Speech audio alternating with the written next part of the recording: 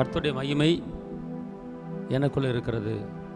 சொல்லுங்க, நான் அசைக்கப்படுவதில்லை, நான் தேவனால் மறக்கப்படுவதில்லை. கர்த்தர் நல்லவர், அவர் கிருபை என்றும் உள்ளது. எப்போதுமே கர்த்தரை நம்ம அறிக்கை பண்ணும்போது, துதிக்கும் போது நமக்குள்ளே என்ன செய்யணும்? ஒரு சந்தோஷம் நமக்குள்ளே என்ன செய்யணும்? வரணும். ஆமென் சொல்லுங்க. அல்லேலூயா. நான் இயேசுவின் பிள்ளை, பயமே இல்லை, என்னாலும் சந்தோஷமே. நான் இயேசுவின் பிள்ளை, பயமே இல்லை, என்னாலும் சந்தோஷமே. தெரிந்து கொண்டா மகனாக மகளாக தெரிந்து கொண்டா மகனாக மகளாக தெரிந்து கொண்டா. நான் இயேசுவின் பிள்ளை, பயமே இல்லை, என்னாலும் சந்தோஷமே. நான் இயேசுவின் பிள்ளை, பயமே இல்லை, என்னாலும் சந்தோஷமே. அல்லேலூயா, அல்லேலூயா. சொல்லுங்க, நானும் இயேசுவின் பிள்ளை, அதனால எனக்கு எந்த பயமும் இல்லை. திருப்பி சொல்லுங்க, நான் இயேசுவின் பிள்ளை, அதனால எனக்கு எந்த பயம் இல்லை. அல்லேலூயா. நான் துதிப்பேன், துதித்து கொண்டே இருப்பேன். என் தேவைகளை எல்லாவற்றையும் என் தகப்பன் சந்திப்பார். ஆமென். இந்த நாளிலே எவ்வளவோ காரியங்களை நம்ம ஏசப்பாட்ட கேட்குறோம். எவ்வளோ என் பிரச்சனை மாறணும், என் கடன் பிரச்சனை மாறணும், என் நெருக்கம் மாறணும், என் சஞ்சலம் மாறணும், என் தவிப்பு மாறணும், என் பிள்ளைக்கு கல்யாணம் நடக்கணும் அப்படின்னு சொல்லி நிறைய விண்ணப்பங்களை, ஜெபங்களை நாம் ஏசப்பாட்ட சொல்கிறோம். ஏன்னா ஏன் சொல்கிறோம் அப்படின்னு கேட்டிங்கன்னா, கேளுங்கள் கொடுக்கப்படும், தட்டுங்கள் திறக்கப்படும் அவர் தான் சொல்லியிருக்கிறார். என்னுடைய வார்த்தை உங்ககிட்ட எப்போ பார்த்தாலும் நிலச்சிருந்தாலும் நீ கேட்குற காரியத்தை உனக்கு தருவேன், நான் ஏசப்பா தான் சொல்லியிருக்கிறார். ஆனால் நம்ம கேட்குறோம், கேட்டுக்கிட்டே இருக்கிறோம். ஒரு சில காரியங்கள் வருது, ஒரு சில காரியங்கள் வரமாட்டேங்குது. அந்த பிரச்சனைகள் தொன்று தொட்டு போய் கொண்டே தான் இருக்கிறது. அன்பார்ந்தவர்களே, ஜெபத்தில் எவைகளை கேட்பீர்களோ அவைகளை பெற்றுக்கொண்டோம் என்று நீங்கள் உள்ளத்தில் விசுவாசித்தால் அதை உங்களுக்கு தருவேன் அப்படிங்கிறார். அல்லேலூயா. இன்னும் ஒரு சில காரியங்கள் இங்கே தேவன் நம்முடைய எதிர்காலத்தை, நம்முடைய குடும்பத்தை, நம்முடைய வேலையை, நம்முடைய படிப்பு காரியத்தை, நம்முடைய பிள்ளைகளை, நம்முடைய குடும்பத்தில் வரப்போகிற எதிர்காலத்தில் என்ன செய்ய போகிறோம், எப்படி இருக்க போகிறோம், எப்படி குடும்பத்தை நடத்த போகிறோம், எப்படி வாழ போகிறோம், இந்த வேலையை செய்யலாமா செய்ய வேணாமா, அந்த தொழிலை செய்யலாமா செய்ய வேணாமா, இந்த இடத்துக்கு போவோமா, இந்த ஊருக்கு போவோமா, இந்த ஊருக்கு வர போக வேணாமா அப்படிங்கிற பல காரியத்தில் நீங்கள் கேள்விக்குறி போல் இருந்து சந்தேகப்பட்டு தான் வாழ்க்கையை ஓட்டுறோம். ஆனால் இயேசுவா சொல்கிறாரு, நான் என்னுடைய உடன்படிக்கை, என்னுடைய வாக்கு தத்தத்தை உன்னை வச்சு நான் என்ன செய்ய போகிறேன், உன் குடும்பத்தை வச்சு என்ன செய்ய போகிறேன், உன் பிள்ளையை வச்சு என்ன செய்ய போகிறேன், நான் உனக்கு எல்லாத்தையும் உனக்கு வெளிப்படுத்துகிறேன், உனக்கு நான் சொல்லித்தர்றேன். நீ இப்படி இருக்க போகிற, நீ இந்த ஊருக்கு இருக்க போகிற, உன் பிள்ளை அங்கே இருக்க போகுது, உன் மகன் அங்கே இருக்க போகுது, உன் மகன் இங்கே இருக்க போகிறான், நீ இப்படி இருக்க போகிற, நீ இந்த மாதிரி வீடு கட்டுவ, இந்த மாதிரி வீடு கட்ட மாட்ட, இப்படி எல்லாத்தையும் உனக்கு சொல்லி கொடுத்து இப்படி தான் இருக்க போகிற அப்படின்னு சொல்லி கொடுப்பாரா நம்மளுக்கு. அல்லேலூயா. அதான் ஒரு வசனம், சங்கீதம் 25:14, கர்த்தருடைய ரகசியம் அவருக்கு பயந்தவர்கள் இடத்தில் இருக்கிறது, அவர்களுக்கு தம்முடைய உடன்படிக்கையை தெரியப்படுத்துவார். என்ன சொல்றாரு? தன்னுடைய உடன்படிக்கை என்ன செய்வாரா? அவர் ஏற்கனவே சொல்லியிருக்கிறார், உன் வழியை கர்த்தருக்கு ஒப்புவி, காரியத்தை வாக்கிய, உன் வழி, உன் பாதை, உன் காரியம் எல்லாத்தையும் என்ற ஒப்படை, நான் உன் காரியத்தை என்ன செய்வேன். முதல்ல நம்ம எந்த ஒரு காரியத்தை செஞ்சாலும், எந்த ஒரு இடத்துக்கு போனாலும் அந்த காரியம் கர்த்தர்கிட்ட ஒப்படைக்கணும், கர்த்தர்கிட்ட சொல்லணும், நீங்க பொறுப்படுத்திக் கொள்ளுங்க அப்படின்னு. மாமிசத்தை மட்டும் எந்த காரியத்தையும் செய்யக்கூடாது. மாமிச சிந்தை மரணம், ஆவின் சிந்தையோ ஜீவனு சமாதானம். இங்க என்ன சொல்லப்பட்டிருக்கு? கர்த்தருடைய ரகசியம். அதாவது கர்த்தருடைய ரகசியம், கர்த்தர் நிறைய ரகசியம் வச்சிருக்கிறார். நம்ம குடும்பத்தை பற்றி நிறைய ரகசியம் இருக்குது. உனக்கு எப்போ உனக்கு ப்ரொமோஷன் வரப்போகுது, அது ஒரு ரகசியம். உன் பிள்ளை என்ன காரியம் செய்ய போகுது, அது ஒரு ரகசியம். உன் மகன் எதிர்காலத்தில் எப்படி இருக்க போகிறான், அதெல்லாம் ஒரு ரகசியம். இதெல்லாம் யார்கிட்ட இருக்குது அப்படின்னு கேட்டால் கர்த்தரிடத்தில் இருக்கிறது. நாட்டில் என்ன நடக்க போகுது, தேசத்தில் என்ன நடக்க போகுது, என்ன சம்பவிக்க போகுது, புயல் காற்று எப்போ வரும், சுனாமி எப்போ வரும், அது எல்லாமே ரகசியமாக வச்சுருக்கிறாரு. ஆனால் அந்த உலகத்தில் நடக்கிற எல்லா ரகசியமான காரியங்களையும் அவர் சொல்கிறாரு, உங்களை பார்த்து என்னையை பார்த்து சொல்கிறாரு, நான் அதை உனக்கு தெரியப்படுத்துவேன், உனக்கு சொல்லுவேன். இப்பப்போ வரும், இப்பப்போ போகும், இப்பப்போ நடக்கும், உன் பிள்ளைக்கு இது கொடுப்பேன், உன் மகளுக்கு இதை கொடுப்பேன் அப்படின்னு சொல்லி நான் சில ரகசியங்களை வச்சுருக்கிறேன், அந்த ரகசியங்களெல்லாம் உனக்கு சொல்லிக் கொடுப்பேன் அப்படிங்கிறார். அப்படித்தானே போட்டிருக்கு. கர்த்தருடைய ரகசியம் அவருக்கு பயந்தோரிடத்தில் இருக்கிறது. அவர்களுக்கு தம்முடைய உடன்படிக்கை என்ன செய்வாராம், தன்னுடைய வாக்கு தத்துவத்தை என்ன செய்வாராம், தெரியப்படுத்துவார். அப்புறம் என்ன அர்த்தம்னு கேட்டீங்கன்னா, யாருக்கு தெரியப்படுத்துவார், யாருக்கு சொல்லுவார், யாருக்கு ரகசியத்தை வெளிப்படுத்துவார் அப்படின்னு கேட்டால், கர்த்தருக்கு பயப்படுகிறவனுக்கு என்ன செய்வார், கர்த்தருக்கு யாரெல்லாம் பயந்து நடக்கிறாங்களோ அவர்களுக்கு என்ன செய்வாராம், வெளிப்படுத்துவாராம். எல்லாத்துக்கும் வெளிப்படுத்த மாட்டார். நம்ம போகிறோம், சாப்பிட்றோம், வர்றோம், தூங்குறோம், ஒரு லெவலில் இருக்கிறோம். நான் முன்னேறுவேனா, முன்னேற மாட்டேனா, எனக்கு எந்த வயசு வரைக்கும் உயிரோடு இருப்பேன், நான் 50 போகிறேன்னா, 60 போகிறேன்னா, 70 போகிறேன்னா, 80 போகிறேன்னா எப்போன்னு தெரியல. போய் நான் எப்போ போய் இவங்க சொல்லித்தாங்க. 80 எடுத்துக்கலான் இருக்கீங்களா, அல்ல 75 எடுத்துக்கலான் இருக்கீங்களா? இந்த மனுஷன் வேலைக்கே போக மாட்டேறான், எப்போ தான் வேலைக்கு போவான், ஒன்றுமே புரிய மாட்டேங்குது. நான் தெரியாதனமாக கட்டிவிட்டேன். ஏதோ அவங்க சொன்னாங்க, இவங்க சொன்ன தலையில் இப்படி கட்டி வச்சுட்டாங்க. பார்க்க நல்லா அழகாக இருந்தான், நல்லா சிமெண்ட்டாக பேசினான், பகட்டாக பேசினான். ஆனால் இங்கே வந்து பார்த்தா தெரியுது, எல்லாமே வெளி வேஷம்னு தெரியுது. இப்படி மனுஷனை வச்சுட்டு நானும் பிள்ளையை பெற்றுவிட்டேன், எப்படி குடும்பத்தை நடத்த தெரியல. இவன் திருந்த மாட்டானா, இவன் நல்லவனாக மாறுவான், நல்லவனாக இருக்க மாட்டானா, இல்லை இப்படி தான் காலம் போல் இருக்கணுமா, இல்லை சாகிற வரைக்கும் என் தலையில் தீதானா, என்ன செய்ய, கொஞ்சம் தெரியப்படுத்தி நான் தகுந்தாப்பில் இருந்துக்குவேன், என் தலையில் தலை தான் ஒரு முடிவு கட்டிக்குவேன். இவன் திருந்த மாட்டீங்களா? நீங்கள் திருத்துற தெய்வம் இல்லையா? சகைவாக மாற்றி அமைச்சிங்க, சவுளா போலா மாற்றுறீங்க, இவ்வளோ காரியம் பண்ணியிருக்கிறீங்க. என் வீட்டுக்காரனை மாற்றுறதுக்கு ஏமாத்துறான், சின்ன காரியம். நீங்கள் சொல்லியிருக்கீங்க, கர்த்தருக்கு பயந்தவர்களுக்கு என்னுடைய உடன்படிக்கை என்ன செய்வேன், தெரியப்படுத்துவேன், உன் வழியை கர்த்தருக்கு போய் காரியத்தை வாக்கிய பண்ணி இதெல்லாம் சொல்லியிருக்கிறீங்களே நீங்கள். என் குடும்பத்துக்கு எப்போ விடிவெளி வரும், எப்போ வெளிச்சம் கிடைக்கும்? கல்யாணம் முடித்த காலத்துலேருந்து ஒரு 3 மாதம் நகையை போட்டு வச்சுருந்தேன், 4ஆவது மாதம் நகை பேங்க்கு போயிடுச்சு, நானும் 2 பிள்ளையை பெற்று போட்டேன், இன்னும் நகையை திருப்பின பாடு இல்லை, வட்டி தான் கட்டிக்கிட்டு இருக்கிறேன் அப்படின்னு சொல்கிறவங்க நிறைய பேர் இருக்கிறாங்க. அல்லேலூயா. எந்த ஒரு காரியம் எடுத்தாலும் ஒரு முடிவு வரணும், ஆரம்பம் இருந்தால் முடிவு இருக்கணும். அப்போ கர்த்தர் சொல்கிறாரு, ரட்சிக்கப்பட்ட பிள்ளைகளுக்கு, நீ இயேசுவின் பிள்ளை, நீ பயம் இல்லை. அப்படின்னா ஏன் எனக்கு இந்த பிரச்சனை, ஏன் இந்த காரியம் நடக்கலை, ஏன் இந்த வேலை வரல, ஏன் இந்த போராட்டம் இன்னும் ஓயாமல் இருக்குது, இன்னும் இப்படி வட்டி கட்டிக்கிட்டே இருக்கிறேன்னு, இதுக்கு முடிவு கிடையாதா? இதுதான் தலையெழுத்தா? இல்லை இதுக்கு நான் என்ன தப்பு பண்ணேன், உனக்கு விரோதமான காரியம் என்ன பண்ணேன், சொல்லியா கொடுங்க, எனக்கு நான் திருத்திக்கிறேன்.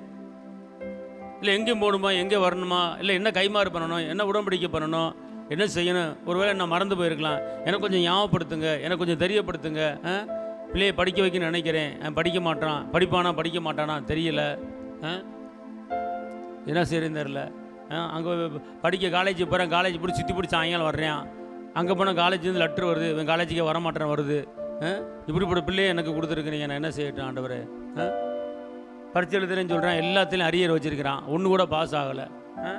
நான் என்ன செய்யட்டும்? இவனை படிக்க வச்சு ஒரு லெவலில் கொண்டு வரல நினச்சேன், ஆனால் என் வழிக்கு ஒத்து வர மாட்டானே, இவன் நல்லவனா மாறுவானா, திருந்துவானா, படிப்பானா, படிக்க மாட்டானா, இல்லை பழையபடி எங்கேயாவது இந்த வீட்டு கம்பெனிக்கு அனுப்புவா, இல்லை வெடி கம்பெனிக்கு அனுப்புவா, இல்லை டின் பேட்டரிக்கு அனுப்புவா, எனக்கு ஒன்றும் புரியாமல் இருக்கு ஆண்டவரே, கொஞ்சம் வெளிப்படுத்துங்க ஆண்டவரே அப்படின்னு என்ன செய்யலாம்? நம்ம அப்பாட்ட கேட்கலாம். நீங்கள் சொல்லிட்டீங்கன்னா அதுக்கு தகுந்தப்ப நான் என்ன செய்வேன், பேலன்ஸ் பண்ணி நான் போய்க்கிறேன். இதான் என் தலையெழுத்தின் முடிவு கட்டிக்கிறேன். நான் எனக்கு மறைபொருளை வெளிப்படுத்துங்க, என் உடன்படிக்கை, எனக்கு நீங்கள் ஒரு உடன்படிக்கை வச்சிருப்பேன், அந்த உடன்படிக்கை வெளிப்படுத்துங்க அப்படின்னு நம்ம ஏசப்பட்ட என்ன செய்யலாம், கேட்கலாம். செப்சிட்டு தான் இருக்கிறேன், கர்த்தர் சமூகத்தை வந்துக்கிட்டு தான் இருக்கிறேன், ஆனால் இன்னும் என் குடும்பத்தில் ஒரு மாற்றம் தெரியலையே, அப்படியே தானே இருக்குன்னு. அப்போ அதுக்கு கேட்கணும் ஏசப்பாட்ட, அதுக்கு என்ன செய்யணும், கேட்கணும். கேட்கும்போது தான் கர்த்தர் என்ன செய்வார், நீ இந்த மாதிரி பண்ணிக்கிட்டு இருக்க, இதை இப்படி செய்யாத, இப்படி செய்ய, இங்கே போ, இங்கே போகாத, இதை பாரு, இதை பார்க்காத, எல்லாத்தையும் ஆண்டவர் நினைச்சுவார், வெளிப்படுத்துவார். அதனால் இன்றைக்கி வந்து யோனா வந்து நினிவே பட்டணத்துக்கு அனுப்பினார். அவர் தச்சுக்கு என்ன செஞ்சார், கப்பலில் டிக்கெட் எடுத்து போயிட்டார். கர்த்தர் சொன்னது ஒன்று, அவர் செய்கிறது ஒன்று. கடைசியில் கடல் கொந்தளிப்பு, கடைசியில் பெரிய மீன் வந்து முழுங்குச்சு. எவ்வளோ போராட்டத்திலேருந்து கர்த்தர் என்ன செஞ்சார், காப்பாற்றினார். இப்போ ஏதாவது ஒரு காரணம் இருக்கும். ஏன் இந்த போராட்டம், ஏன் இந்த புயல், ஏன் சூறாவளி கதை அப்படின்னா ஏதோ ஒரு கீழ்ப்படியாமல் நம்மகிட்ட இருக்கும். நம்மளுக்கே தெரியாது. நம்ம ஏதோ ஒரு பொருத்தனை பண்ணியிருப்போம், நம்மளுக்கே தெரியாது. அதை ஏசப்பட என்ன செய்யணும், ஆவியானவர்கிட்ட கேட்கணும். ஆண்டவரே, நீ மரபொருளை வெளிப்படுத்துகிற ஆவியானவர், என் காரியம் ஏன் இன்னும் கைகூடி வரல, என் குடும்பத்தில் என்ன மீட்பு பெறல, ஏன் விடுதலை பெறல, ஏன் சமாதானம் இல்லை அப்படிங்கிறத நம்ம ஏசப்பட்ட கேட்கும்போது ஏசப்பா நம்மளுக்கு என்ன செய்வார், வெளிப்படுத்துவார், தெரியப்படுத்துவார். தெரியப்படுத்தும் போது நம்ம அதை பார்த்து சரியாக என்ன செய்யலாம், நடக்கலாம், பார்த்துக்கலாம். ஜெபிச்சுக்கிட்டே இருக்கிறோம். ஜெபத்தில் என்ன செய்யணும், கேட்கணும். எப்படி கேட்கணும்? சங்கீதம் 25:1-2. கர்த்தாவே, உம்மிடத்தில் என் ஆத்துமாவை உயர்த்துகிறேன். என் தேவனே, உம்மை நம்பி இருக்கிறேன். நான் வெட்கப்பட்டு போகாதபடி செய்யும். எப்படி கேட்கணும்? என் தேவனே, என் தேவனே, உம்மை என் ஆத்மா உயர்த்துகிற, உங்களை நம்பி இருக்கிறேன். எல்லாம் சொல்லுங்க, ஏசப்பா உங்களை நம்பி இருக்கிறேன். இது வந்து தாவீது பண்ற ஜெபம். ஃபர்ஸ்ட் வந்து ஆண்டவரே, என்னுடைய நம்பிக்கையை நீங்க தான். அல்லேலூயா, அல்லேலூயா சொல்லுங்க. அப்ப என் நம்பிக்கை நீங்க தான். என் ஆத்மா என்ன செய்கிறது? திருப்பி அந்த வசனத்தை சொல்லுங்க. கர்த்தாவே, கர்த்தாவே, உம்மிடத்தில் என் ஆத்துமாவை உயர்த்துகிறேன். உம்மிடத்தில் என்னுடைய ஆத்துமாவை உயர்த்துகிறேன். என்ன செய்யணும் அப்படின்னு கேட்டீங்கன்னா, சில மறைபொருளை தெரிஞ்சு கொள்வதற்கு, சில காரியங்களை தெரிஞ்சு கொள்வதற்கு உங்க ஆத்துமா வந்து தேவனை என்ன செஞ்சிருக்கணும், உயர்த்திருக்கணும். உங்க ஆத்துமா தேவனை துதிச்சிருக்கணும். உங்க ஆத்துமா தேவனை ஸ்தோத்தரிக்கணும். உங்க ஆத்துமா தேவனை மகிமைப்படுத்தி இருக்கணும். தேவனுக்கு நன்றி சொல்லி இருக்கணும். உங்க ஆத்துமா, உன் ஆத்துமா வாழ்வது போல எல்லாவற்றிலையும் வாழ்ந்திருக்கணும். இந்த இதயத்தில் வந்து இடம் கொடுக்கணும் ஏசப்பாவுக்கு, அவர் வார்த்தைக்கு, அவருடைய மகிமைக்கு, அவருடைய துதிக்கு நீங்கள் இடம் கொடுக்கணும். அவங்க ஆத்துமாவில் எப்போ பார்த்தாலும் கர்த்தரை உயர்த்துக்கிற உயர்வு உங்கள் உள்ளத்தில் இருக்கணும், எண்ணத்தில் இருக்கணும். உட்காந்தாலும் சோத்திரம், நின்றாலும் சோத்திரம், நடந்தாலும் சோத்திரம், வந்தாலும் சோத்திரம், சாப்பிட்டாலும் சோத்திரம், சாப்பிடாமல் இருந்தாலும் சோத்திரம், எல்லாவற்றிலையும் சோத்திரம் சோத்திரம் சோத்திரம் சொல்லி உங்கள் ஆத்துமா கர்த்தரை நோக்கி என்ன செஞ்சிருக்கணும், உம்மை உயர்த்தி உயர்த்தி உள்ளம் மகிழுதையா, உம்மை நோக்கி பார்த்து இதயம் துள்ளுதையா, உம்மை உயர்த்தி உயர்த்தி உள்ளம் மகிழுதையா, உம்மை நோக்கி பார்த்து இதயம் துள்ளுதையா. நல்லவரே, வல்லவரே, காண்பவரே, காப்பவரே, நல்லவரே, வல்லவரே, காண்பவரே, காப்பவரே, நன்றி நன்றி நன்றி. உம்மை உயர்த்தி உயர்த்தி உள்ள மகிழுதையா, உம்மை நோக்கி பார்த்து இதயம் துள்ளுதையா. வந்து என்ன செய்யணும் கேட்டீங்கன்னா, உங்க உள்ளத்துக்குள்ள, உங்க ஆவியில, உங்க ஆத்துமால, உங்க சரீரத்தில் அவரை உயர்த்தணும். அப்படி உயர்த்தும் போது ஆட்டோமேட்டிக்கா உங்க உள்ளத்துல மகிழ்ச்சி வந்துடும். அல்லேலூயா, அல்லேலூயா. ஆட்டோமேட்டிக்கா மகிழ்ச்சி வந்துடும். ஃபர்ஸ்ட் வந்து உங்களுடைய தேவைகளை கேட்பதற்கு முன்னால, உங்களுடைய காரியங்களுக்கு கேள்விகள் கேட்பதற்கு முன்னால நீங்க என்ன செய்யணும் கேட்டீங்கன்னா, நீங்க கர்த்தரை நல்லா உயர்த்தணும். உங்க ஆத்துமா எப்படி இருக்கணுமா? கர்த்தரை, திருப்பி அந்த வசனத்தை படிங்க பார்ப்போம். கர்த்தாவே, கர்த்தாவே, உம்மிடத்தில் என் ஆத்துமாவை உயர்த்துகிறேன். உயர்த்து. அப்ப யாரிடத்துல ஆத்துமாவை உயர்த்தணும் அப்படின்னு கேட்டீங்கன்னா, உங்க ஆத்துமாவை இப்ப நீங்க வந்து நான் உங்களை தாங்க நம்பியிருக்கேன், நீங்கள் தாங்க இந்த பிரச்சனைக்கு உதவி செய்யணும். அப்புறம் ஒரு மனுஷனை பார்த்து சொன்னீங்கன்னா உங்கள் ஆத்துமா யாருக்கிட்ட உயர்த்துறீங்க? ஒரு மனுஷன்ட்ட உயர்த்துறீங்க. நீங்கள் இல்லைன்னா இந்த காரியம் நடந்திருக்காதுங்க. அப்புறம் ஒரு ஆள்கிட்ட சொன்னீங்கன்னா நீங்கள் உங்கள் ஆத்துமாவை மனுஷன்ட்ட உயர்த்துறீங்க. உங்களை நம்பி தாங்க இந்த காரியத்தில் காத்திருக்கிறேன், அடுத்த மாதம் இங்கே தான் எனக்கு கொடுக்கணுங்க.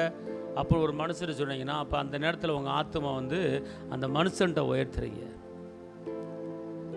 எந்த சூழ்நிலை எந்த சமயத்தில் உங்கள் ஆத்துமாவை மனுஷன்ட்ட உயர்த்தாதீங்க, மனுஷனை கனப்படுத்தாதீங்க. ஏசப்பா சொல்கிறார், என்னை கனப்படுத்துகிறவனை நான் கனப்படுத்துவேன், என்னை கனவீனம் பண்ணுகிறவனை கனவீனப்படுத்துவேன். அப்போனா நீங்கள் கர்த்தர் தான் நம்மளுக்கு ஆபத்து காலத்தில் அனுகூலமான துணையும் கோட்டையுமாக இருக்கிறார். அவர் தான் ஜீவன், அவர் தான் உயிர், அவர் தான் வாழ்வு, அவர் தான் வழி, அவர் தான் சத்தியம், அவர் தான் எல்லாமே, முதலும் முடிவும் அவர் தான். அப்போ உங்கள் ஆத்மா உங்கள் இருதயம் முழுவதுமாக யாரை உயர்த்தணும் அப்படின்னு கேட்டிங்கன்னா அப்பாவை தான் உயர்த்தணும். தப்பி தவறு ஏதாவது ஒரு மனிதனை நீ உங்களை தான் நடந்திருக்கேன், உங்களால் தான் எல்லாமே, நீங்கள் இல்லைன்னா ஒன்றும் செய்ய முடியாது அப்புறம் மட்டும் சொன்னீங்கன்னு வச்சுக்கொள்ளுங்க, நம்ம தெய்வத்தை ரட்சகரை ஓரங்கட்டுறீங்கன்னு அர்த்தம். அவர் அமைதியாயிருவார். அவனை தானே நம்பி இருக்கிற, அவனால தான் ஆச்சுன்னு சொன்னேன், அப்போ அவன்கிட்டே போய்க்க, இனிமே என்கிட்ட எதுவும் வந்துடாதுன்றவார். அல்லேலூயா. ஒரு பிரச்சனையை சால்வ் பண்ணலாம், ஆனால் எல்லா பிரச்சனையும் சால்வ் பண்ண முடியாது. அப்போ நீங்கள் என்ன செய்யணும் அப்படின்னு கேட்டிங்கன்னா உங்கள் ஆத்துமா என்ன செய்யணும்? கர்த்தரை உயர்த்தணும். உயர்த்திட்டு ரெண்டாவது நீ எந்த காரியத்து மேலே நம்பிக்கையாக இருக்கியோ அந்த நம்பிக்கையை அவர் மேலே வைக்கணும். எப்படி போட்டிருக்கு? என் தேவனே, என் தேவனே, உம்மை நம்பி இருக்கிறேன், நான் வெட்கப்பட்டு போகாதபடி செய்யும், என் சத்துருக்கள் என்னை மேற்கொண்டு மகிழ விடாதேயோ. அப்பனா ஆண்டவரே, நான் இந்த காரியத்தை மட்டும் சொல்லியிருக்கிறேன், இந்த காரியத்தில் ஜெயத்தை பெறணும் நான், ஆனால் இந்த காரியத்தில் என்னை வெட்கப்படுத்துறாதீங்க ஏசப்பா, என் தலைகுனியை வச்சிடாதீங்க இந்த காரியத்தில். நான் எப்படியாவது இந்த மாதத்துக்குள்ளே இந்த பிரச்சனையை சால்வ் பண்ணணும். நான் 4 பேத்துக்கு முன்னால் தலை நிமிரணும். நீ வெட்கப்பட்ட இடத்துல உன்னை தலைநிமிர பண்ணுன்னு சொல்லியிருக்கிறீங்க, அதே போல் என்னை தலைநிமிர பண்ணுங்க ஆண்டவரே அப்படின்னு சொல்லி நீங்கள் ஜெபத்தில் என்ன செய்யணும்? நீங்கள் அப்பாட்ட என்ன செய்யணும்? சொல்லணும். சொல்லும்போது இன்னொரு வசனத்தை வாசிங்க, சங்கீதம் 25:3. உம்மை நோக்கி காத்திருக்கிற ஒருவரும், உம்மை நோக்கி காத்திருக்கிற ஒருவரும் வெட்கப்பட்டு போகாதபடி செய்யும். வெட்கப்பட்டு, அதாவது எப்படின்னா இங்கே இருங்க, வெட்கப்படாமல் நம்ம ஒரு காரியத்தில் தலை நிமிர்ந்து நடக்கணும் அப்படின்னு கேட்டால், ஒரு வேலையில் வெட்கப்பட்டு போயிடக்கூடாது, ஒரு பணப்பிரச்சனையில் வெட்கப்பட்டு போயிடக்கூடாது, பிள்ளைய காரியத்தில் வெட்கப்பட்டு போயிடக்கூடாது. அதுக்கு என்ன செய்யணும்னு கேட்டிங்கன்னா அதுக்கு மூல காரணமே அஸ்திவாரமே காத்திருக்கிறது. தேவ சமூகத்தில் காத்திருக்காமல் ஒரு காரியத்தையும் சாதிக்க முடியாது. அவர் சமூகத்தில் காத்திருந்தீங்கன்னா நீங்கள் எந்த சூழ்நிலை வெட்கப்பட்டு போக மாட்டீங்க. கர்த்தருக்கு காத்திருந்தவர்கள் புதுபலன் அடைஞ்சாங்க. அவர் சமூகத்தில் ஒரு டயத்தை ஒதுக்கி காத்திருக்கணும். இவ்வளோ வேலை பார்க்குறோம், எத்தனையோ இடத்துக்கு போகிறோம், எத்தனையோ இடத்துக்கு வர்றோம், ஒரு ஆள்கிட்ட பேசுனா 1/2 மணி நேரம் பேசுகிறோம், இன்னொரு ஆள்கிட்ட 1 மணி நேரம் பேசுகிறோம், அதுக்கெல்லாம் டைம் போய்கிட்டு ஆனால் கர்த்தர் சமூகத்தில் ஒரு கண்டினியூவாக ஒரு 1 மணி நேரமோ, ஒரு கண்டினியூவாக ஒரு 1/2 மணி நேரமோ தொடர்ந்து நம்ம என்ன செய்கிறது கிடையாது, இருக்கிறது கிடையாது. நம்முடைய பாரங்களை அவர் இடத்துல இறக்கி வைக்கணும். இன்றைக்கி மணிக்கணக்காக ஃபோனை போட்டு மனுஷன்ட்டு சொல்கிறேன், இப்படி ஆகி போச்சு, இப்படி வந்தேன், இப்படி போனேன், இருந்தேன், சாப்பிட்டேன், நீ சோறு கூட இன்னும் ஆக்கலை, இனிமேல் தான் உலைய வைக்க போகிறேன், என்ன சின்னே தெரில, பஸ்ஸுக்கு போனேன்னா பஸ்ஸில் உட்காந்தானா பஸ்ஸு பாதி தூரம் நின்று போச்சு, அப்புறம் திருப்பி வேறு பஸ்ஸை மாற்றி விட்டாங்களா, அப்புறம் திருப்பி இப்படி எல்லா கதையும் பேசுவோம். ஆனால் நம்ம வாழ்வு கொடுக்குற தெய்வத்திட்ட நம்ம உட்காந்து பேசணும். நம்ம காரியங்களை ஒப்புவிக்கணும். உன் வழியை கர்த்தருக்கு ஒப்புவி அப்படிங்கிறார். குடும்பத்தை, வேலையை, தொழிலை, வியாபாரத்தை, பிள்ளைகளை எல்லாத்தையும் அவரை ஒப்படைக்கும் போது கர்த்தர் சொல்கிறாரு, நான் வாய்க்க பண்ணுவேன். உன்னை குறித்து உன் பிள்ளைகளை குறித்து நிறைய ரகசியம் வச்சுருக்கேங்கிறார். நீ பிள்ளை பெற்ற வளர்த்த படிக்க வச்ச அவ்வளோதான். ஆனால் அந்த பிள்ளை எந்த ஊருக்கு போக போகுது, எப்படி வாழ போகுது, என்ன செய்ய போகுது, எப்படி குடும்பம் நடத்த போகுது, அது இந்த ஊரில் இருக்குமா, இப்படி பல காரியம் இருக்குது. அது நம்மளுக்கு தெரியாது. ஆனால் நம்ம பெற்ற பிள்ளைகளை குறித்தாக ஒரு திட்டம் போட்டு வச்சுருக்கிறார், ஒரு ரகசியம் வச்சுருக்கிறார்.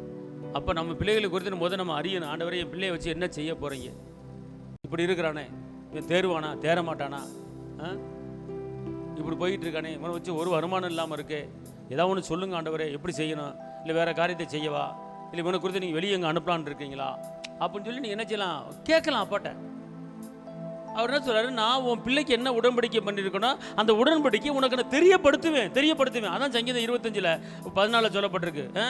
உடன்படிக்கை என்ன செய்வேன், உனக்கு நான் தெரியப்படுத்துவேன். நீ கேட்கும்போது உனக்கு நான் தெரியப்படுத்துவேன். சங்கீதம் 25:14 கர்த்தருக்கு பயந்தவரிடத்தில் இருக்கிறது, அவர்களுக்கு தம்முடைய உடன்படிக்கையை தெரியப்படுத்துவேன். தெரிஞ்சுக்கலாம். சும்மா போட்டு அங்கிட்டு ஓடக்கூடாது. அவருக்கு பேர் ஆலோசனை கர்த்தர். நடக்கொண்டு வெளியே என்ன செய்வார், காட்டுவார். அப்போனா ஒரு காரியத்தை நல்லா தெரிஞ்சுக்கொள்ளுங்க. நீ எல்லா காரியத்திலையுமே நீங்கள் ஜெயத்தை பார்க்கணும்னா ஃபஸ்ட்டு கர்த்தருக்கு காத்திருக்கிறவர்கள் வெட்கப்பட்டு போவது இல்லை.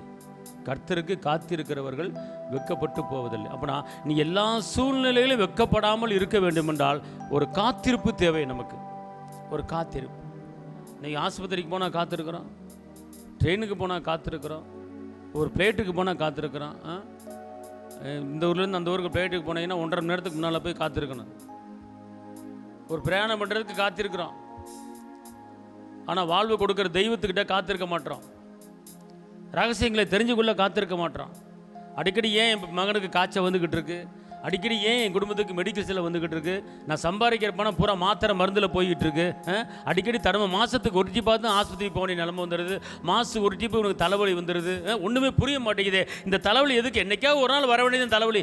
எப்போ பார்த்தாலும் தலைவலி காய்ச்ச டெய்லி இந்த மெடிக்கலுக்கு செலவழிச்சுக்கிட்டு இருக்கேனே, இதுக்கு என்ன காரணம்? இதுக்கு என்ன செய்ய? இதுக்கு என்ன கைமாறு? ஏன் இந்த பிரச்சனை எனக்கு வந்துக்கிட்டு இருக்கு? ஏன் மெடிக்கல் செலவு வந்துக்கிட்டு இருக்கு? என்றைக்கோ ஒரு நாள் வர வேண்டியதாக சகஜம்தான். ஆனால் மாதத்துக்கு 2 வாட்டி 3 வாட்டி ஆஸ்பத்திரி தூக்கிட்டு ஓடிடுறேன். ஏன்? இதுக்கு என்ன காரணம்? என்கிட்ட என்ன ஃபால்ட் இருக்குது? நீங்கள் தெரியப்படுத்துங்க. எனக்கு காசு பணம் சொத்து சோகம் ரெண்டாவது. நான் சம்பாதிக்கிற பணம் வீண் செலவு ஆகக்கூடாது. என் கையின்னு பிரயாசத்தை நான் சாப்பிடணும். இப்படி யாரோ ஒருத்தவங்க சாப்பிட்டுக்கிட்டு இருக்கிறாங்க, வட்டி போய்கிட்டு இருக்கு, கடனுக்கு போய்கிட்டு இருக்கு. எனக்கு தெரியப்படுத்துங்க ஆண்டவரே அப்படின்னு சொல்லி நீங்கள் கேட்கலாம். அது எப்படி கேட்கணும் அப்படின்னு கேட்டிங்கன்னா உங்கள் ஆத்துமாவை கர்த்தரிடத்தில் என்ன செய்யணும்? உயர்த்திடணும். 2வது உங்களுடைய எதிர்பார்ப்பையும் உங்கள் நம்பிக்கையும் அவர் மேலே வைக்கணும். 3வது நீங்கள் கர்த்தரிடத்தில் என்ன செய்யணுமா? காத்திருக்கணும். காத்திருக்கும் போது அவர் உங்களுக்கு என்ன செய்வார்? வெளிப்படுத்துவார். சங்கீதம் 25:4-5.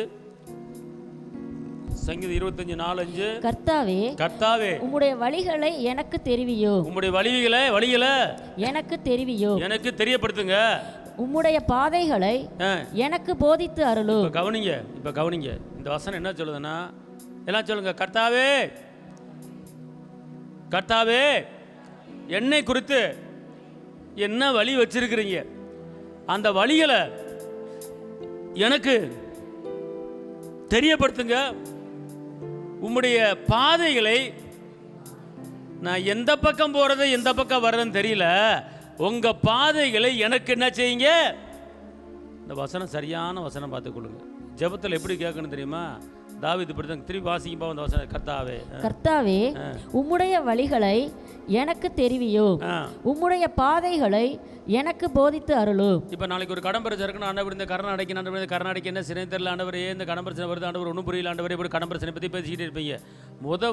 இந்த கடன் பிரச்சனை ஏன் வருது, ஏன் கடன் வாங்குறேன், அதுக்கு நீங்கள் என்ன செய்யணும்? வழியில் எனக்கு செய்யுங்க, போதிங்கப்பா, என் பாதைகளை செவ்வப்படுத்துங்க. எவ்வளோ அழகாக பேசுகிறாரு பார்த்தீங்களா? எப்படி அழகான ஜெபம் பாருங்க இன்னைக்கு. இந்த சங்கீதம் 25 முழுவதுமே பார்த்துக்கொள்ளுங்க, ஜெபிக்கிறாரு. சங்கீதம் 25:6-7. கர்த்தாவே உம்முடைய இரக்கங்களையும் உம்முடைய காருண்யங்களையும் நினைத்தருளும். அவைகள் அநாதி காலம் முதல் இருக்கிறதே. என் இளவயதின் பாவங்களையும் என் மீறுதல்களையும் நினையாதிரும். என்ன கேட்கணும்? ஆண்டவரே, நான் உங்களுக்கு தெரியாதனமா சில பாவங்கள், சில வாலிப வயதில் சில பாவங்கள் பண்ணியிருக்கலாம். ஆனால் அந்த பாவத்தை இங்கே நினச்சிக்கிட்டு என்னை ஆசீர்வதிக்காமல் இருந்துடாதீங்க. அந்த பாவங்கள் நினச்சிக்கிட்டு என்னை உயர்த்தாமல் இருக்காதீங்க. அந்த பாவங்களை நினச்சிக்கிட்டு என் குடும்பத்தை காப்பாற்றாமல் இருந்தாங்க. தயவுசெய்து அந்த பாவத்தை நினைக்காம மறந்துட்டு எனக்கு இன்றைக்கி ஒரு அற்புதம் பண்ணுங்க ஆண்டவரே. என் இளவயதின் பாவங்களை என்னை மன்னிச்சிருங்க ஆண்டவரே. அதை நினச்சி பார்க்காதீங்க ஆண்டவரே. ஒருவேளை அதுக்கு மன்னிப்பு நான் கேட்குறேன் ஆண்டவரே அப்படின்னு சொல்லி ஜெபத்தில் என்ன செய்யலாம்? நீங்கள் கேட்கலாம். 16:22. சங்கீதம் 25:16-22. சங்கீதம் 25:16-22. என்மேல் நோக்கமாகி என்மேல் நோக்கமாகி எனக்கு இறங்கும். எனக்கு இறங்கும். நான் தனித்தவனும் சிறுமைப்படுகிறவனுமாய் இருக்கிறேன். என் இருதயத்தின் வியாகுலங்கள் பெருகி இருக்கிறது. இருதயத்தின் கவலைகள், இருதயத்தின் வியாகுலங்கள், இருதயத்தினுடைய போராட்டங்கள் எனக்கு பெருகி இருக்கிறது.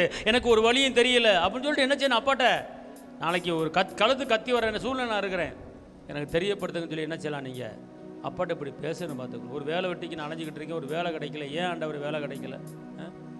என் இருதயத்தில் வியாழங்கள் பெருகி இருக்கிறது. இருதயத்தில் வியாழங்கள்லாம் பல போராட்டத்தில், பல கவலையில் பெருகி இருக்கிறது. ஆமென் சொல்லுங்க.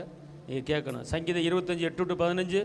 சங்கீதம் 25:8-15. கர்த்தர் நல்லவரும் உத்தமருமாய் இருக்கிறார்.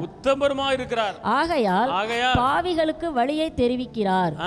சாந்த குணம் உள்ளவர்களை நியாயத்திலே நடத்தி சாந்த குணம் உள்ளவர்களுக்கு தமது வழியை போதிக்கிறார். அல்லேலூயா. வழி யாருக்கு போதிக்கிறாரா? யாருக்கு? சாந்த குணம் உள்ளவருக்கு வழியை போதிக்கிறார். நிறைய பேர் குடும்பம் நடத்த தெரியல, பிள்ளைகளை வளர்க்க தெரியல, இந்த வேலைக்கு போவோமா அந்த வேலைக்கு போவோமா, இந்த வேலைக்கு போனால் இப்படி வருது, அந்த வேலைக்கு அப்படின்னா எந்த வேலைக்கு போகணும் ஒன்றும் புரியல. அதை நீ கேட்கலாம் அப்பாட்ட. அவர் என்ன சொல்கிறாரு? நீ சாந்தம் குணமாக இருந்து என்கிட்ட நீ கேட்கும்போது நான் உனக்கு ஒரு வழியை காண்பிக்க போகிறேன். நீ எந்த வழியில் போகணும் அப்படிங்கிறத காண்பிப்பேன், தெரியப்படுத்துவேன் அப்படிங்கிறார். இதுக்கு மேலே என்ன வேணும்? இல்லை இதுக்கு மேலே என்ன வேணுங்கிறேன் நான். இதுக்கு மேலே கர்த்தர் செய்யணுமா? பதில் சொல்லணுமா? சொல்லுங்க பாப்பா. யார் எந்த மனிதனும் சொல்ல முடியாது, பெத்த தாய் தப்பன்னு சொல்ல முடியாது. அவர் சொல்கிறாரு, நீ சாந்த குணமாக நட, உன் வழியை நான் என்ன செய்கிறேன்? தெரியப்படுத்துகிறேன் அப்படிங்கிறார். அன்பார்ந்தவர்களே, இந்த நாளிலும் கூட ஜெபிக்கிறீங்க இல்லைன்னு சொல்ல வரல, துதிக்கிறீங்க இல்லைன்னு சொல்ல வரல. ஒரு காரியத்தில் நீங்கள் என்ன செய்யணும்? பதிலை பெற்றுக்கொள்ளணும். என்ன செய்யணும்? வருடக்கணக்காக ஜெபத்துக்கு பதில் வரலன்னு சொல்லிட்டு இருக்கக்கூடாது. பதிலை நீங்கள் பெற்றுக்கொள்ள முடியும். ஏன்னா அவர் சொல்லிட்டாரு, கேட்கிற எவனால் இருந்தாலும் பெற்றுக்கொள்வான். அப்புறம் சொல்கிறாரு, என்னை நோக்கி நீ கூப்பிட்டேன்னா நான் மறு உத்தரவு கொடுத்து உனக்கு அறியாத எட்டாத பெரிய காரியத்தை செய்வேன் அப்படிங்கிறார். அதனால் இதான் கர்த்தருடைய வார்த்தை. இந்த நாளிலே ஒரு சில காரியங்கள் உங்கள் குடும்பத்தை குறித்து, உங்கள் பிள்ளைகளை குறித்து, ஒரு நிரந்தர வருமானம் இல்லையே, சரியான வேலை இல்லையே, ஏன் வேலை இல்லை, ஏன் வருமானம் இல்லை, ஏன் கடனை அடைக்க முடியல, இதுக்கு என்ன காரணம் எனக்கு தெரியப்படுத்துங்க. நீங்கள் சங்கீதம் 25:14 உன் வழி என்ன எப்படி போட்டிருக்கு? அதாவது தம்முடைய உடன்படிக்கை என்ன செய்வாராம்? தெரியப்படுத்துவார். எனக்கு தெரியப்படுத்துங்க. ஒருவேளை தரிசனத்திலையோ அல்லது சொப்பனத்திலையோ எனக்கு நீங்கள் சொல்லிக் கொடுங்க ஆண்டவரே, நான் அதன்படி நடக்கிறேன் அப்படின்னு சொல்லி நீங்கள் கேட்கும்போது கண்டிப்பாக கர்த்தர் உங்கள் குடும்பத்தை குறித்து, உங்கள் வேலையை குறித்து, தொழிலை குறித்து, எதிர்காலத்தில் பிள்ளைகள் வாழ்க்கையை குறித்து எல்லாவற்றையும் மறைபொருளை என்ன செய்ய முடியும்? தேவனுடைய ரகசியங்களை அறிந்து கொள்ள முடியும். இது யாருக்கும் கிடைக்கக்கூடியாத ஒரு கிருபை, சிலாக்கியம் உங்களுக்கு எனக்கும் கொடுத்துருக்கிறார். ஆமேன்.